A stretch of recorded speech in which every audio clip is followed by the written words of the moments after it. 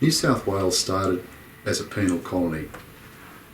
It was not settled on the basis of mineral discoveries or defence of the realm that a foothold in the southern hemisphere was sought. These ideas were part of England's geopolitical drive for trade and protection of that. And there were those souls who sought to explore the vast unknown lands of the South Seas for glory and gold. No, New South Wales started as a prison. I'm Michael Birchall, Australian historical fiction writer here again, and now we'll talk about the end of convict transportation to New South Wales. Now this was a very important step, a milestone in the colony's history, and it occurred in the late colonial period of New South Wales.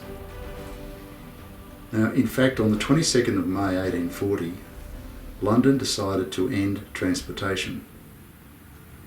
Again, with the usual quick and active communication between England and Australia in those times.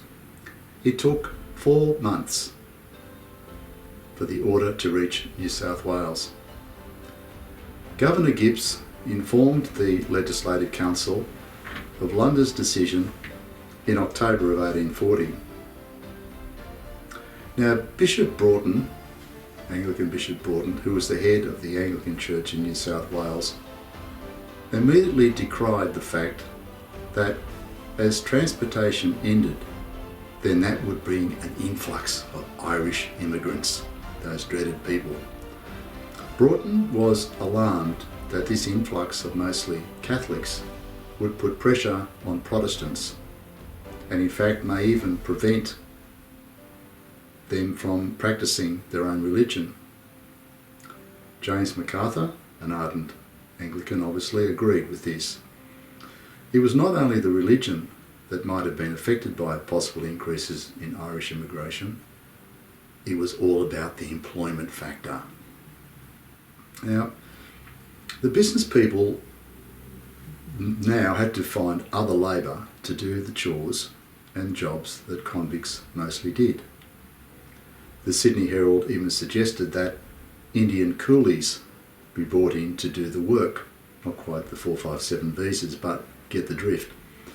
It must be said that businesses and landowners who controlled convicts often complained about their indolence, idleness, and all things anathema to the virtues of religion. But one curious thing existed in that, other than the Castle Hill uprising of convicts in 1803, there was no major or regular uprising of the convict class against their opponents and masters. The convicts rather kept their hatred directed inwards, and although poems and folk songs of the day openly stated murder and mayhem against their masters, there was no general uprising, and we must draw comparisons between what existed in England and Ireland and Scotland and the time compared to the topography of New South Wales, the idyllic English countryside with its cool climates and rain. Now, there were decades of practice of judicial positions in England, like the squire of the land and his presence in both dress, title and abode, to distinguish those class groups in Great Britain. In New South Wales, there was little difference between the magistrate's dress, his position, and where he lived and how he lived, what house he had, compared to that of his convict servant. Sure, there were the differences, but they weren't the great and stark differences that existed in England.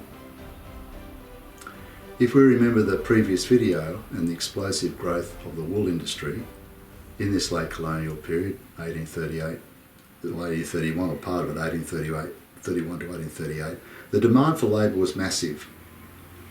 And if this was to continue, then an alternative labour source had to be sought, and that created challenges compared to the convict system. I just think, how would businesses, farms and pastoralists be affected by a wages bill to pay people for their labour when heretofore convicts had supplied it with little cost? In the early days, a lot of this was taken up by the government.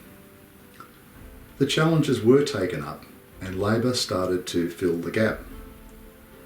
There was an ambivalence and attitude from New South Wales people about their own convict past or their own association with convicts. It was a mixed bag of feelings between, on one hand, being proud and independent on one side, and yet on the other perhaps something different, not quite quoting the fact that one's parentage were convicts.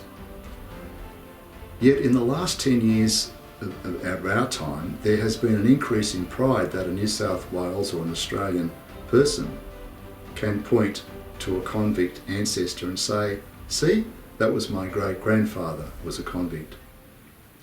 So it's horses for courses, and again, we must see history through the lens of when it occurred in that time, and not with the luxury of 200 years later. There you go. I'm Michael Beashall. That's all for me now, but keep watching in the weeks ahead and we'll see more of this. Thank you very much.